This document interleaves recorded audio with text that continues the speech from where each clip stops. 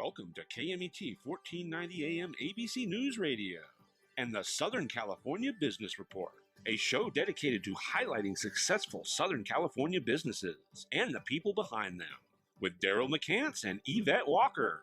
And now, here's Daryl and Yvette.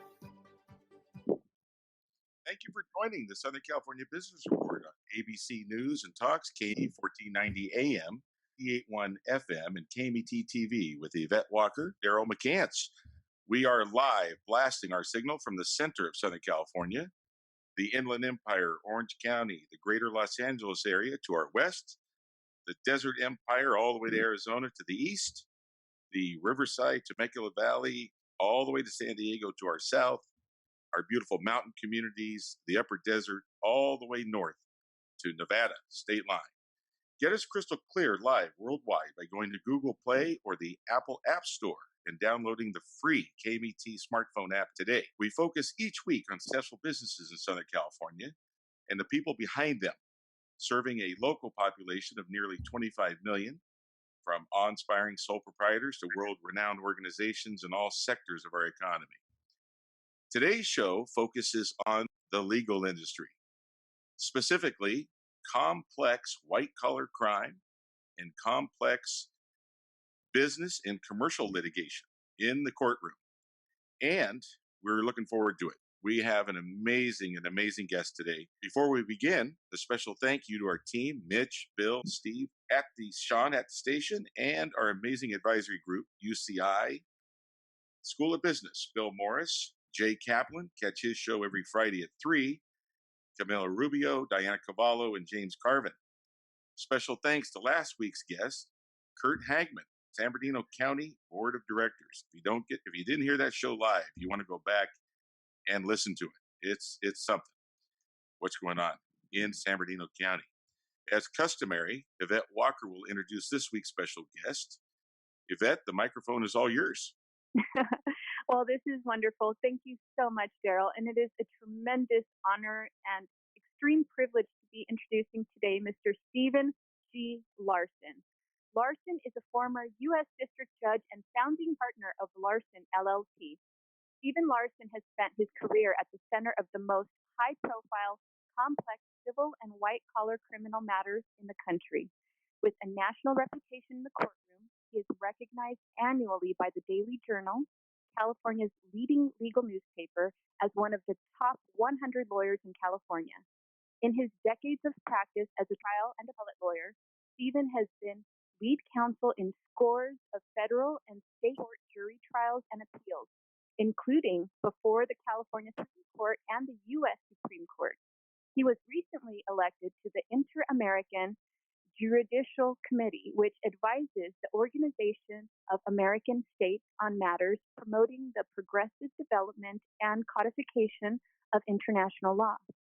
Outside of law, Stephen serves on the board of several prominent organizations, including National Core and the Catholic Charities of Los Angeles. Thank you so much for joining us today, Mr. Larson. Oh, it's my pleasure. Thank you both. Take us down memory lane and let us know how you got into, you are, as Yvette said, right here, you're a treasure. You're right here in Southern California. We look at all these areas. There's 10 counties here in Southern California, and we look at all these neighborhoods where people wake up in one area and they drive off to another county and they visit a friend in another county and go see family in another county. So we have all these neighborhoods, and to have you in Southern California is, boy, are we lucky to have one of the top attorneys in the country right here in our backyard, and really excited to hear about your firm. But take us down memory lane so that the listeners can get a real handle on your background, how you got into law, go back as far as you want to go, and then we'll just kind of move it forward. And we're in for some secrets today. This is going to be a great interview. Go right ahead. Well, thanks, Daryl. You know, you mentioned the Inland Empire being the heart of Southern California. It really is. It's where I grew up. Born out at Kaiser Hospital in Fontana. My dad worked at Kaiser Steel. Grew up in Upland. It's where I live to this day. My wife and I raised our 7 children there. And that's been home for as long as I can remember. So that was the beginning. My legal career over the last 32 years now is probably best divided like all into 3 parts. My first 10 years out of law school, I spent mostly in the U.S. Attorney's Office as a federal prosecutor. I rose to be chief of the organized crime section in Los Angeles, oversaw what's called the Central District of California. It's a bit of a misnomer. It's the federal judicial district for Los Angeles County and the 7 surrounding counties. So it includes San Bernardino and Riverside, all the way up to Santa Barbara and Ventura County, Orange County. In any event, that was the jurisdiction of the Central District, and I was the chief organized crime prosecutor for that district up until 2000. In 2000, I was appointed to be a federal judge, first as a U.S. magistrate judge, and then George W. Bush appointed me to be a U.S. district judge following confirmation by the U.S. Senate. I ended my federal government service in the end of 2009, and since then I've been in private practice. I started at a small boutique in Los Angeles, went to a large national firm in 2011. I was chair of the litigation department at a firm called Errant Fox. It's based out of Washington, D.C. And then in 2016, January of 2016, my law partner, Robert O'Brien, and I founded what was then Larson O'Brien. He ended up being appointed to be the national security advisor in 2019. The firm became Larson LLP, and it's grown from the initial 9 attorneys that we started with back in January of 2016 to the 30 attorneys that we have today. Wow, that is a resume. And by the way, your photo that you have, your professional photo on your website, is very intimidating. You know, and I got to tell you, as I talk to other attorneys, the amount of respect that you've garnered in your profession is something to be very, very proud of. We've had your clients as guests. They cannot speak more highly of you. And we're going to talk about, you're in the courtroom, you know, and there's all kinds of law, and it's all exciting, but you are right at the tip of the spear in that courtroom when it comes to, obviously, one of the big groups, the criminal defense, then also the commercial, the complex commercial and business litigation. You know, really want to make sure we touch on all 3 of them. But by the way, which one would you like to touch first of those 3 major areas? Well, you know, it's certainly true that I like being in the courtroom. That's where I feel most comfortable. It goes back to my time as a federal prosecutor, obviously as a federal judge. Every workday was in the courtroom. And in private practice, I certainly enjoy being in there. And, you know, part of my philosophy is that a good trial lawyer is able to try a case in any courtroom, whether it's federal or state, civil or criminal. And you actually become a better lawyer, I think, the more diverse your practice is, or at least that's what's worked for me. May not work for everybody, but that's been my experience. I really don't have a favorite. I enjoy different types of litigation, probably for different reasons. I'm a big believer in the Constitution, and I think as a prosecutor, as a judge, as a defense attorney, they're all kind of 3 sides of the same triangle, and that triangle is to support and defend our Constitution. You do that as a prosecutor, you do that as a judge, you do that as a defense lawyer. But it's all in favor, and it's all for the purpose of advancing the cause of justice. And so certainly the criminal cases resonate with me on that level. The civil cases resonate in a slightly different way. Civil cases are basically our civilized way of resolving disputes. Disputes are a part of human nature. It goes back to the first Bible stories, right? I mean, Adam and Eve, Cain and Abel. It's the nature of human beings to have disputes in all walks of life. And we're going to resolve those disputes one way or the other. As history has shown, we resolve them by violence, or we resolve them by the rule of law. And the way that disputes get resolved by the rule of law is the civil courts in our country. And so to me, it's a really important aspect of our society, of the civilized part of our society. So, well, it's hard for me to pick one that I like better than the other. I think they're both very important, and I enjoy them immensely. So talking about the firm, you just celebrated 5 years, which is exciting. And you have 30 teammates. Let's talk about that team before we dig deep. Share a little bit Sure. with the audience about, because we're going to really go from there to how your firm contrasts with some of the other firms, and how your clients are really benefiting from Larson LLP. Well, we have a distinct firm culture, and it is all oriented towards effective litigation and being an effective trial attorney, being an effective advocate or storyteller, because that's what it comes down to. Whether you're in a criminal courtroom or a civil courtroom, whether you're in trial or on appeal, whether you're arguing before a jury or before a regulatory body, you're doing the same thing. You're advocating and telling your client's story, your client's side, and trying to do so in a convincing way. And so when I look for attorneys to work with us, I'm looking for people who are going to be effective storytellers. I'm looking for people that aren't afraid of hard work, that aren't afraid to try new things. Because if you are willing to try new things as a lawyer, you're generally someone who's more creative, more innovative, thinks outside the box. And that's the type of lawyer that I'm looking for. And frankly, it's the type of law firm that we've created. I am immensely proud of the attorneys that work at Larson LLP. Some of them are former prosecutors, some are former public defenders, some are former big law attorneys. They worked at some of the largest law firms in the country or in the world. And they've all come together because they like what we do and how we do it at our little firm here in Los Angeles. And we've had an extraordinary record of success, precisely, I think, because we've brought together this great team. That Do is us a amazing. favor. I love hearing about this broad landscape that you have and all of this experience that you have to draw from.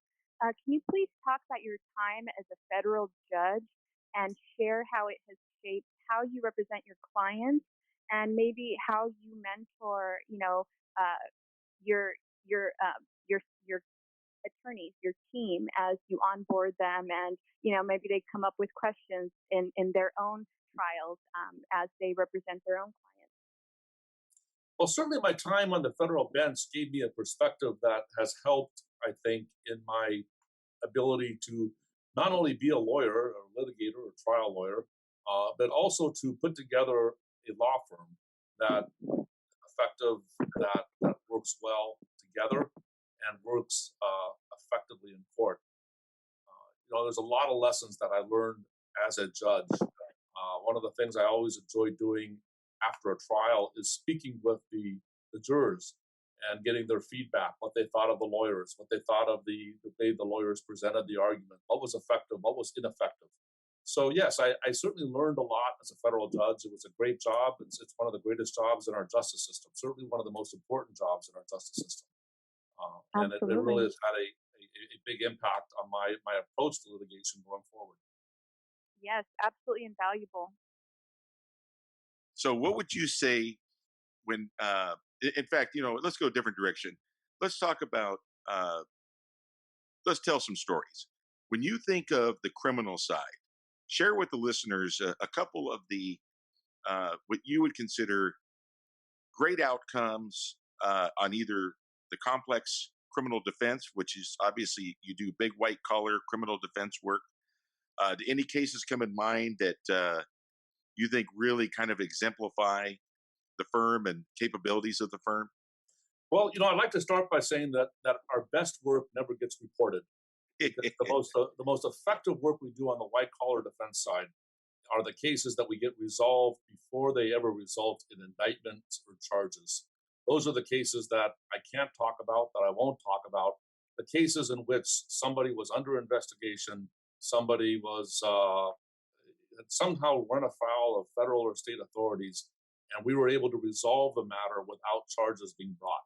That's always the first goal. I always like getting involved in cases at that early stage when we can work things out with the prosecutors, with whoever, with the justice system. But certainly, once charges are brought, and we have clients who want to vindicate their rights and have their day in court. We're certainly prepared and willing to do that. We've had a series of really good results before juries, and I'm very fortunate to have been able to secure a good number of acquittals over the last 10, 12 years that I've been in private practice for our clients.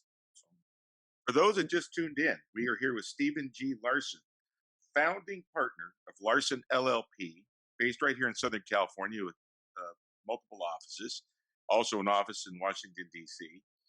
And we are talking about two major areas within the legal industry.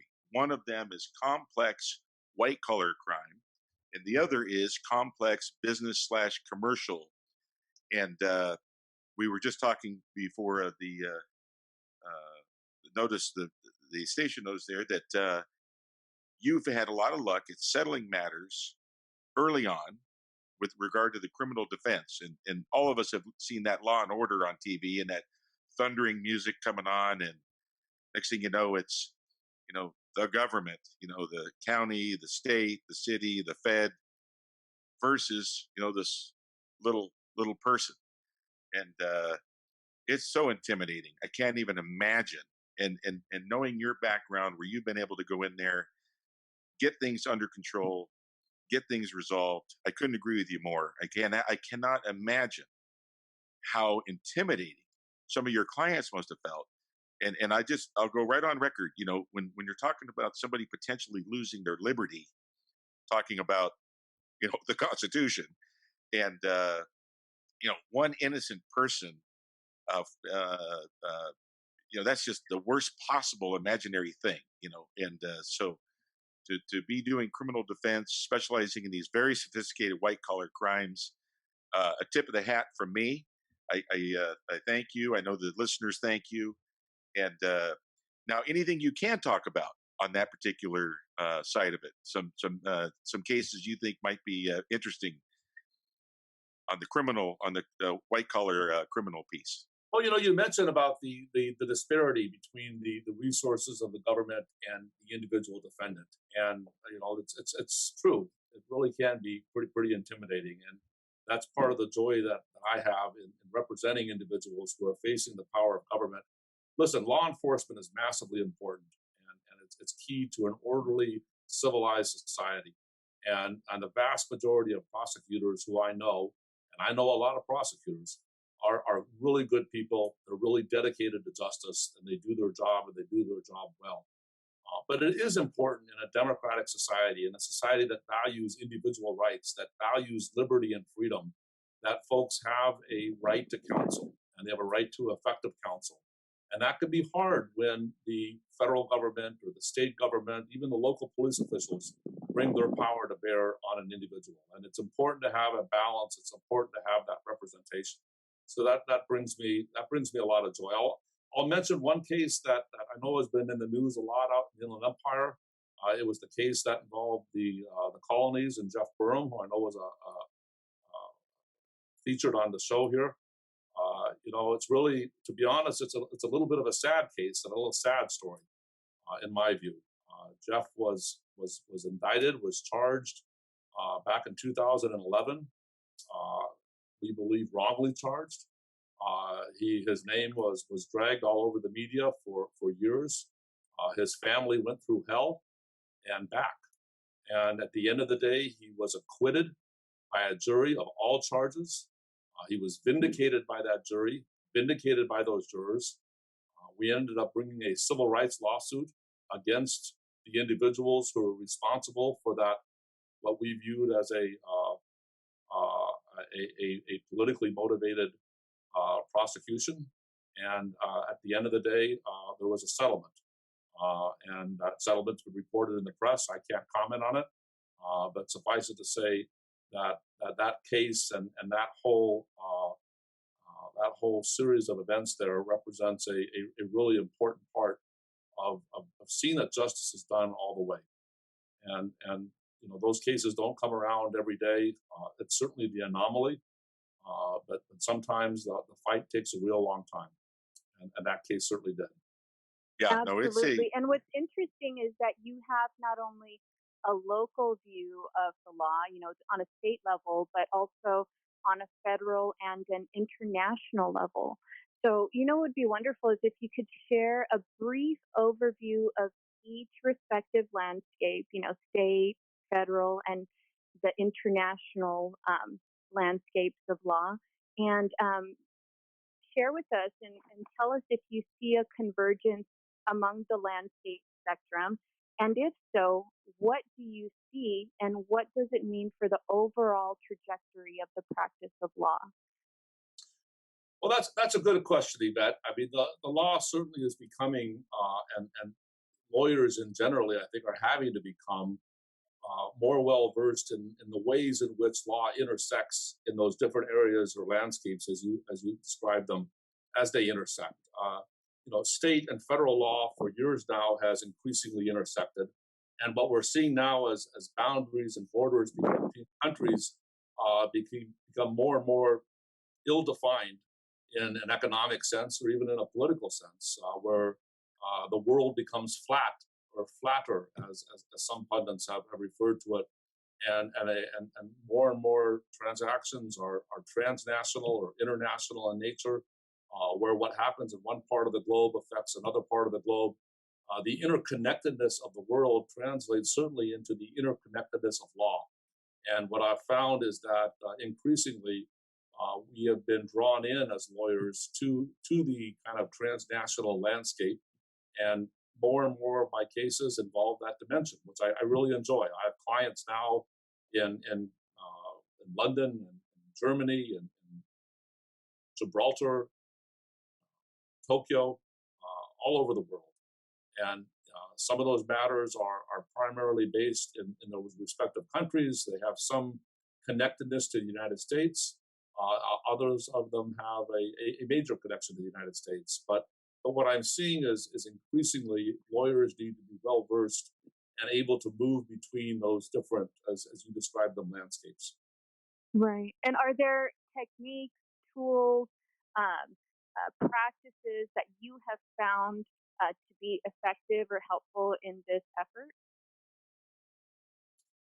Well, I think there's, lawyers themselves have certainly developed mechanisms to try to become more well versed in the various areas of law that they need to know.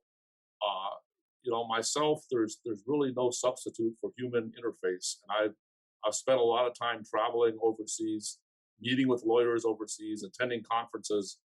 There's just really no substitute, in my view, than getting out and connecting with people around the world to really understand it. Perfect. Yes, I completely agree. Well, Yvette Walker and I, we're very proud. We have a lot of interaction with City of Hope, and they have a team over there that's just amazing, and they're a comprehensive cancer center. And we tell people frequently, and they invite people frequently to get second opinions. But when something serious happens, for example, in that case, cancer, get to the best possible people that you can get to. Similarly, you have your practice where you are able to do very, very complex legal matters, whether it's criminal defense or, as we said before, and we'll talk more about after the break, the complex commercial and business litigation, which is, that well runs very deep. So it's really important that that those that are listening, when you have a very, very very serious matter, that you get to the very, very best you can get. And I don't, for the life of me, when it comes to medicine, when it comes to legal in particular, those are two areas that every now and again I'll see somebody that cuts corners, and when we have this kind of amazing legal firm right here in our backyard, here in Southern California, accessible to all, and we'll talk more shortly about the perfect person that would be calling your firm. And then there's other individuals where obviously there would be other law firms that would be appropriate depending on the matter. But when things are extremely complex and it appears that it's going to get into active litigation in the courtroom, to have Larson LLP right here in Southern California, and on with us today is obviously Stephen G. Larson, the founding partner of Larson LLP. It just doesn't get any better than that. And when we get back from break, we are going to be talking about some exciting things that will be mind-boggling about where this industry is going. And I got to tell you, we got a little sneak preview on it. There's some things that are going to be potentially major game changers for all the residents of Southern California and throughout the United States. And we will be back shortly to discuss that really in detail. Again, we're on air right now with Stephen G. Larson, founding partner, Larson LLP, boutique law firm specializing in complex criminal defense and complex business and commercial litigation. We'll be right back.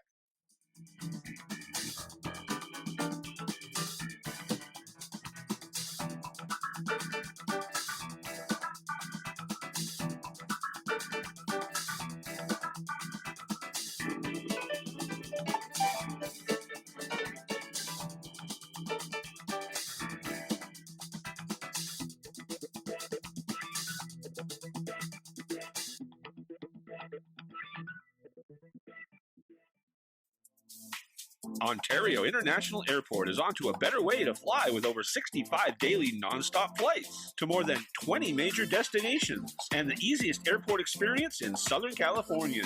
Visit flyonto.com/Ontario to learn more about Ontario International Airport today. Being sued and don't know who to turn to? The insurance company won't defend you and your family in a lawsuit? Stress no more. Call the Walker Law Group. We are the law on your side. Just call 909-989-3200. 909-989-3200. The University of Laverne is rated first in California for alumni satisfaction. Learn more about accelerated programs offered online and on campus in Laverne, Irvine, Ontario, Burbank, or College of the Canyons. Visit go.laverne.edu. The University of Laverne. go.laverne.edu. Join Daryl McCants and Yvette Walker each Tuesday at 4 p.m. on ABC News Radio, KMET, and Internet KMET TV for the Southern California Business Report. The show highlights successful businesses and individuals behind them.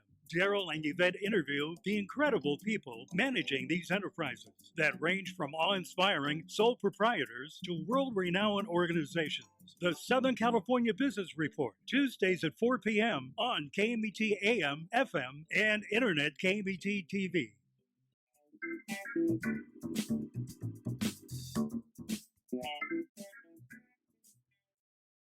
Welcome back, and thank you for joining the Southern California Business Report. We are here with Stephen G. Larson, founding partner, Larson LLP, on ABC News and Talks, KMET 1490 AM, 98.1 FM, and KMET TV, with Yvette Walker and myself, Daryl McCants. At the break, we're about to get onto a new subject, which I think everybody is going to really find interesting, and that is what's new that's going to affect you and I. And so let's kind of jump into that. I had no idea.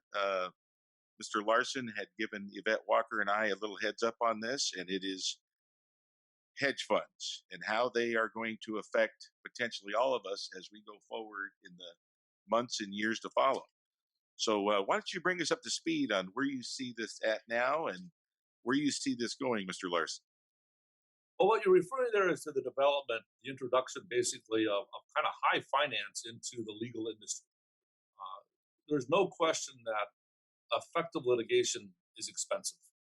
And one of the biggest criticisms, particularly of Western law here in the United States and elsewhere, is that your ordinary people cannot afford to fight some of the fights that need to be fought, to take on major corporations, insurance companies, and the like. It can be very costly, it can be very difficult, it can last a long time, and many folks just can't afford that.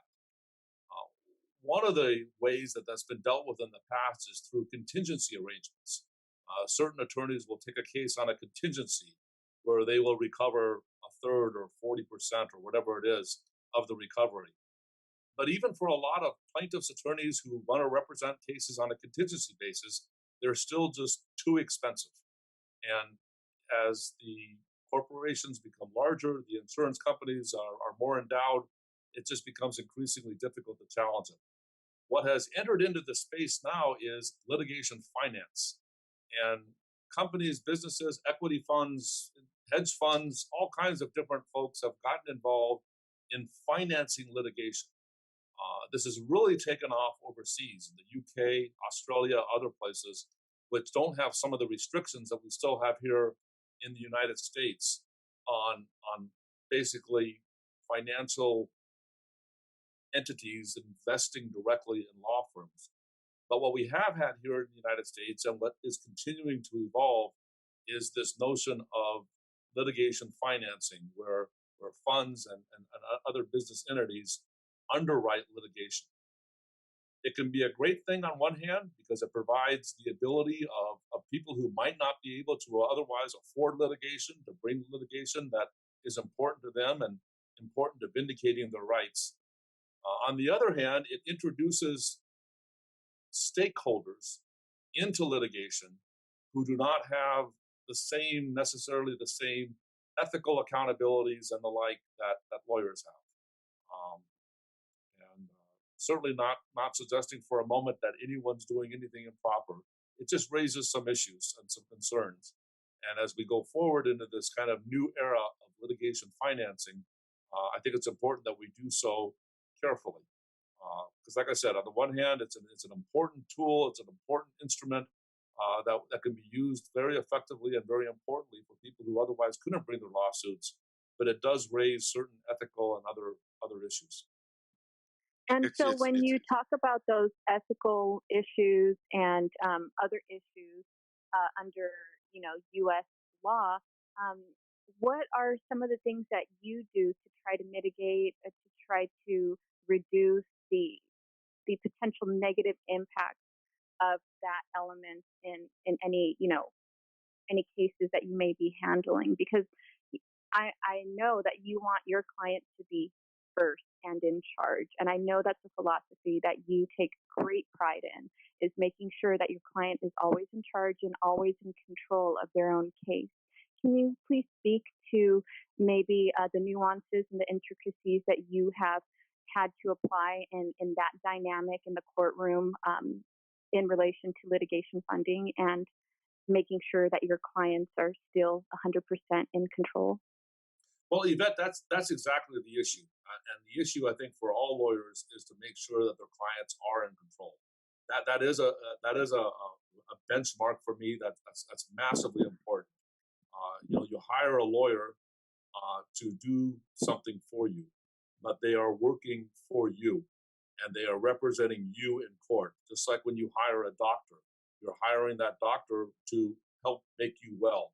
You're hiring a lawyer to help vindicate your rights. And you always have to have, as you do in the medical context, that kind of informed consent. And ultimately, you are the decision maker. And that level of autonomy must be respected. And it's something which I insist upon, regardless where the financing is coming from, whether the financing is coming from directly from the client, whether it's coming from me in the form of a contingency arrangement, or whether it's coming from some third party financial lender or financial litigation financing.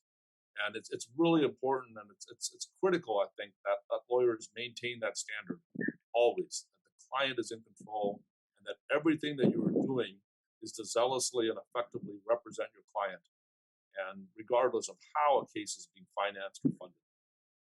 I can see where your concerns are. You mentioned the medical.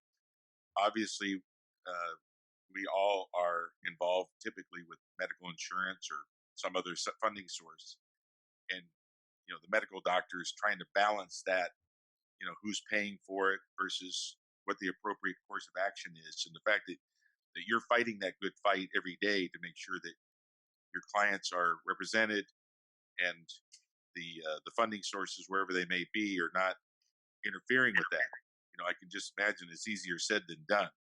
So, kudos that you're able to just keep that front and center, because it seems to me like that'd be really a daunting challenge for really high quality legal professionals to constantly be having these pressures come at them from many different angles.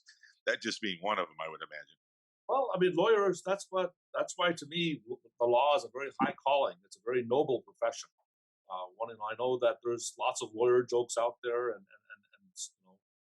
Wasn't it Shakespeare who, somewhat taken out of context, talked about the first thing we do is get rid of the lawyers? But I think the truth is, lawyers, and I tell this to law students, I tell those interested in perhaps becoming lawyers who are going to law school, that it's one of the most noble professions. It goes back to what I was saying earlier about the fact that disputes and conflict is an inherent part of human nature. And it is through the law and the rule of law that we peaceably resolve those conflicts.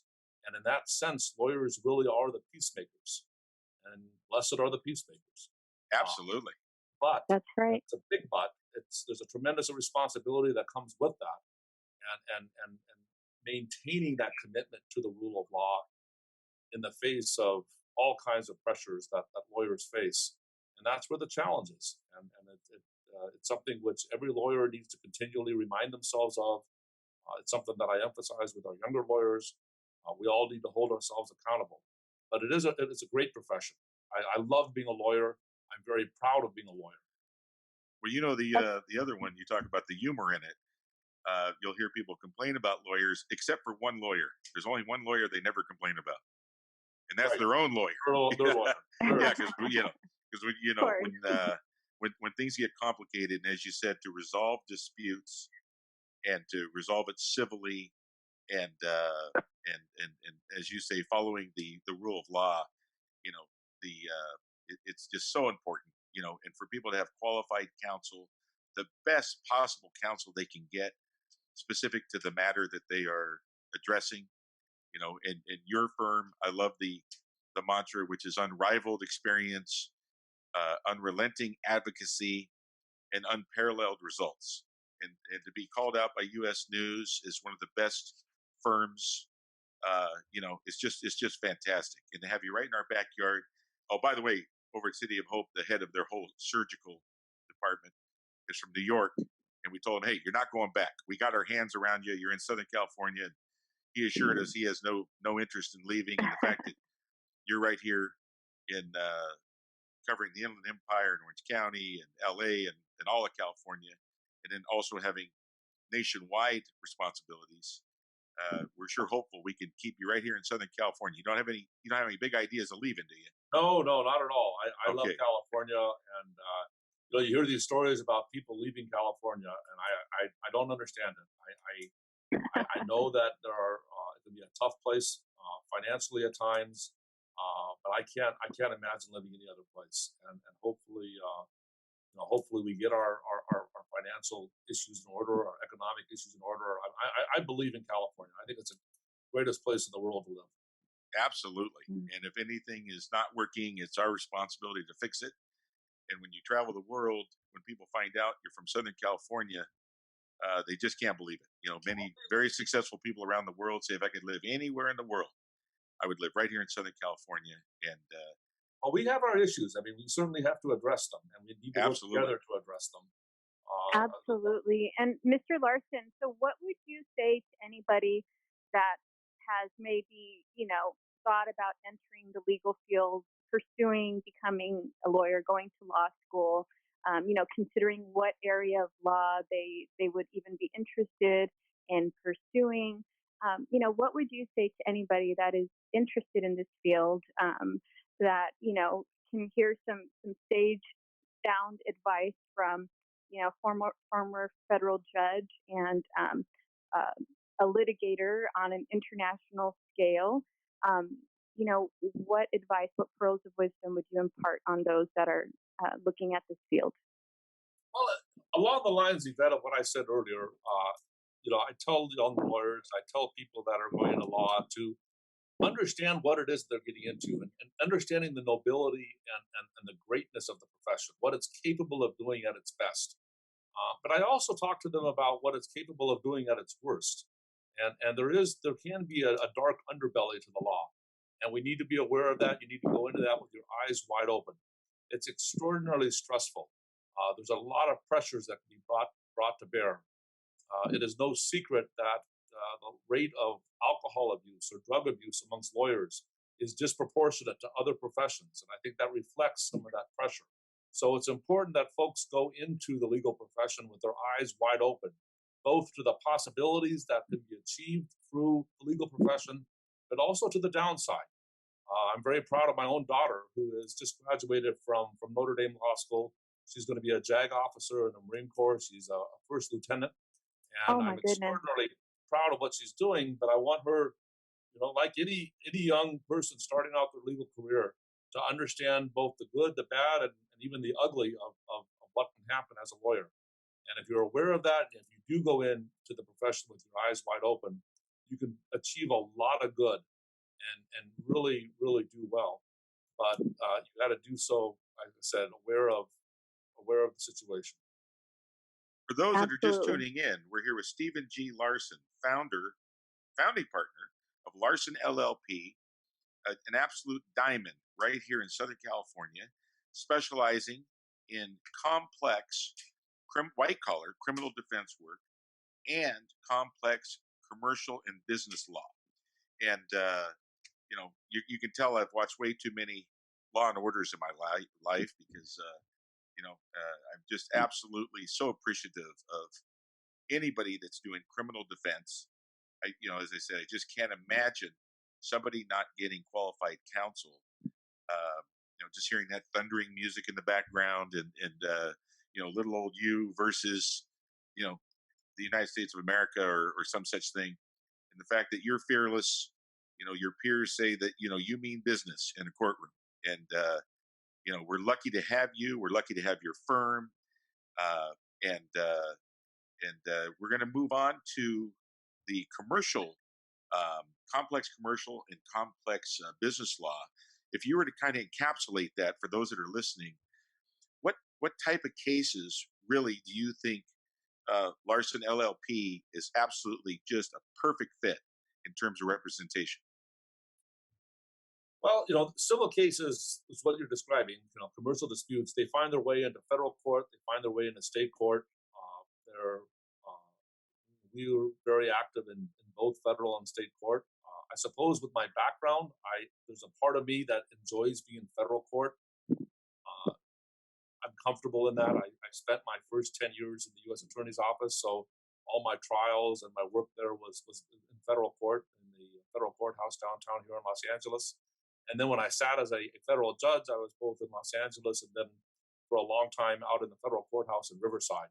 So civil cases that end up in federal court, which run the gamut from contract disputes to securities fraud to environmental cases, real estate cases, property cases. It's a real broad gamut of cases. But I've also learned to really enjoy the state courts as well. They're different. They're less formal. They're busier. They're busier in terms of raw numbers, and there's a kind of a pace there that is different than in the federal court. Federal and state judges both work really hard, but I've really come to appreciate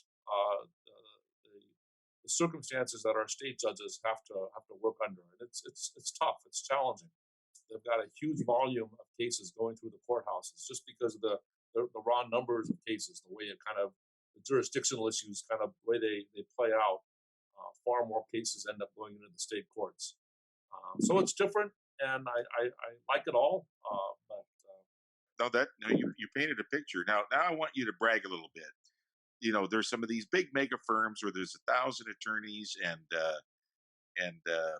everybody has a place. There's a place for the sole practitioner. There's a place for a big mega firm, and but you have a powerhouse boutique firm that is obviously just the tip of the spear. So let's brag about it a little bit. Let's talk about if somebody like myself that really wouldn't be able to articulate the difference between a sole practitioner, a boutique firm like yours, which is just, extremely powerful, and then a mega firm that has, lots of attorneys and the capabilities they have. Talk about how yours compares favorably to, like I said, brag a little bit. Let's talk about how you can really, and your firm can really bring value to your clients, where others wouldn't have that advantage. Well, listen, there's a lot of good law firms out there. There's a lot of good lawyers out there. So I certainly don't want to say anything that would necessarily offend anyone in particular. But I have created a firm by design, and we kind of the one bed's too hard and the other one's too soft, and the middle one's just right. Yep. And what we're striving for, anyways, is to be that firm that's just right. The limitation of the sole practitioner or the real small firm is frankly just in the resources that they can bring to bear on a case.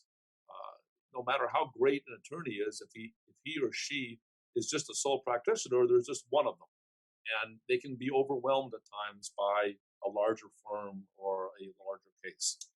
On the other hand, some of the bigger firms, frankly, and I've worked for some big firms, and I have a lot of respect for certainly the firms that I work for and many of the firms that I know. Unfortunately, I think sometimes they can become too big, and cases can get lost, and maybe the partner that brings in the case isn't the partner who works on the case, and the case gets pushed around and from here to there. What I've tried to do at Larson LLP is create a firm that is big enough, with our 30 attorneys now, to take on any piece of litigation anywhere. And I feel we could go toe to toe with any firm in the country, frankly, any firm in the world when it comes to litigating a case. But we're not so big that we lose that interconnectedness. I have a good understanding of every case that we have going in the firm right now. The partners who are involved in the case, who bring in the case, are directly involved in litigating that case. I myself love being in the courtroom. I just don't bring in a case and hand it off to somebody else. I like trying cases. I like doing hearings. And that philosophy has spread to the other members of our firm. So that's that kind of middle, just right feeling, I think, that we have. That's our strength. That's what we bring to bear on behalf of our clients. One of the things that I thought was really neat and allows for your firm to be dynamic is that you don't have departments. So in other words, you don't have a department that does only, white collar crime litigation, or a department that does only commercial property litigation, or, so on and so forth. Because in our previous conversation, you mentioned how you basically want them to do everything, basically, and have experience. Can you talk a little bit about how that philosophy is developing at your firm, and how the attorneys kind of respond to it? I can imagine that it would take somebody that's very enthusiastic and passionate about law to be comfortable and to have the enthusiasm to tackle so many different areas. But that reflects my philosophy on being a good litigator or a good trial lawyer, is being someone who is well-rounded and is not pigeonholed essentially into one particular type of law. For some people that works, and God bless them. But for me, I have enjoyed in my career having a variety of litigation experiences. It goes back to my 10 years as a federal prosecutor.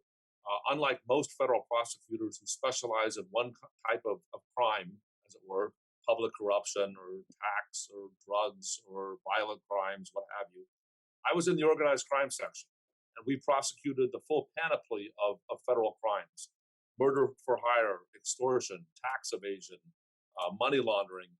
It was a kind of a real broad-based. When I went in and became a federal judge, it was the same thing. I did both criminal, I adjudicated criminal cases, I adjudicated civil cases. On the civil cases, some were federal question cases involving the Constitution, federal statutes. Others were state law cases that were brought in by virtue of diverse parties, parties from one state and another. So I spent my 20 years of government service doing a wide variety of cases. I continued that in private practice. And so today, our litigators at Larson LLP, they do civil cases, they do white-collar defense cases, investigations, appeals, trials. And it makes us, I think, better trial lawyers, better advocates. We're well-rounded. We're comfortable in any courtroom setting. Most recently, I actually did a general court-martial up at Edwards Air Force Base. And that was something which I had never done before. But I was engaged to represent an officer, and we successfully got an acquittal across the board before a general court-martial. That was a first-time experience for me.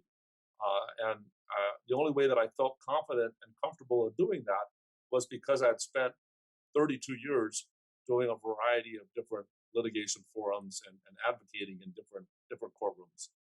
Wow. To me, Well, that is tremendous. And we can see how your clients are benefiting every single day. Thank you so much for joining us today, Mr. Larson. And for everybody that's listening to us today, don't forget to look for us on Facebook, YouTube, LinkedIn, and Instagram. Check us out on sdbrtalks.com. And don't forget to download the free live streaming app on Google Play or the Apple App Store.